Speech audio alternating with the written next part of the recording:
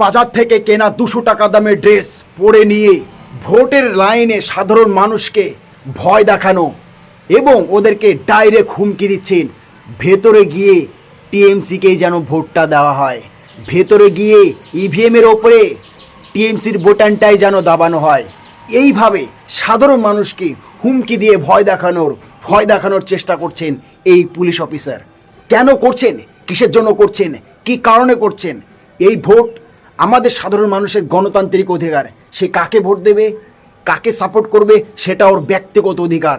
বাজার থেকে কেনা 200 টাকার দামের ড্রেস এই জন্যে বলা হয়েছে কারণ সে ড্রেসে না কোনো ব্যাস না কোনো তার নাম ছিল এবং সেই রিপোর্টার্স ভাই তাকে বহুবার জিজ্ঞেস করেছে যে আপনি কোথাকার পুলিশ, আপনার নামটা কি, বলতে পারেনি। তো চলো ভিডিওটি ছোট্ট করে আপনাদেরকে দেখানো হোক। টিএমসি কে ভোট দিতে বলছেন কেন? এখানে দাঁড়িয়ে টিএমসি কে ভোট দিতে বলছেন কেন? আমি আবার আসবো নতুন একটা ভিডিও নিয়ে। জয় শ্রীরাম।